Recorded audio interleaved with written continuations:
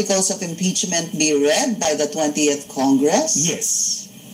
Pero pinasa niya na ngayon yung bola dun sa 20th. In the meantime, marami na ngayon magmamotion na hindi pwedeng itawid dyan, ganon. Kaso, hindi naman pwedeng aksyonan ng Supreme Court yun kasi wala pa naman nagtatawid. So, kailangan itawid muna after ng SONA sa next Congress bago may magmamotion na bawal yan. Kasi hindi pwedeng in between eh. Kasi how do you know na itatawid eh? Yeah, wala pa naman. So, ganun yung gagawin. But, the crime has been committed. Kumbaga, dereliction of duty has been committed already. Ganun lang ang gagawin eh. Mag-kokorum call lang. So, pwede mag-debate muna, motion.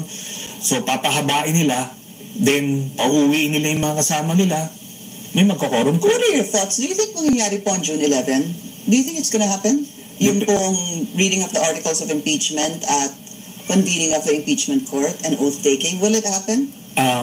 Depende yan kung gaano kalakas yung pushback. Pagka masyadong maingay at untenable yan, sasabihin ng ibang mga senador, sige na, gawin na natin to. Masisira kami, madadamay pa kami sa iyo, sasabihin niya kay Senate President. Madadamay pa kami dyan. Sige na, duty to. So, the rational minds or the reasonable people there will prevail. So, pwede matuloy. So, may plano sila na ganito, quorum call, basic, hindi namin kasalanan, wala na tayo. Pero, pagka grabe ang pushback, matutuloy. Yun. And if not, kung hindi po matindi ang pushback, di pwede natin dun na sa next battleground, which is the 20th Congress.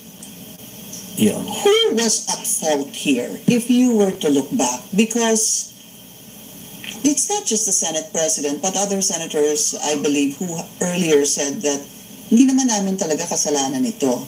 The House passed the articles of impeachment on the last day of session, which was February 5. Meron po silang December, 3 impeachment complaints po yung na-file nung December 2, December 4, December 19, at sinasabi nga daw na inupuan sa opisina ng Secretary General. And then, Feb 5 comes, allegedly because they have the numbers, and then they forwarded it to the Senate on the last day.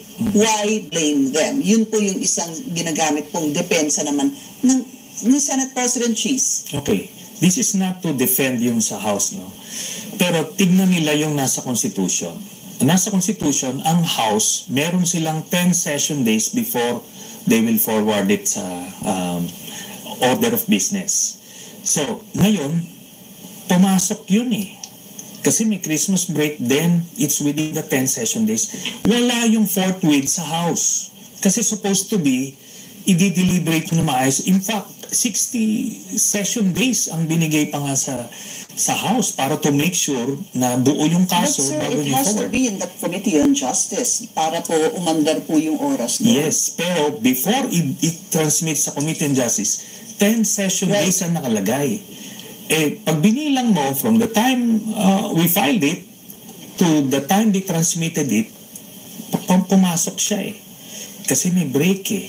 Kaya hindi na masasabing nag-violate yung House ng kanilang constitutional mandate. But if it was filed granting that there were, recess and it was the holidays, let's just say the December 2, 4, and 19 impeachment complaints versus a February 5, that's more or less, let's count it at 2 months. That was a 2-month delay. Granted, meron pong mga recess, may mga holiday. Yes. Any period during the time, sir, they could have also transmitted that or forwarded to the Speaker, ilagay po sa order of business at inumpisahan po sa House Justice Committee. But they did not do that. Yun nga nakalagay kasi sa Constitution. You have 10 session days bago mo ma-refer sa Committee on Justice. Meron silang ganun. So, hindi nila na-violate yung constitutional provision na yun. I understand. Okay. Ngayon, ganito na yan. So, water under the bridge. Sige, yun ang reklamo mo nun. What's your reason now?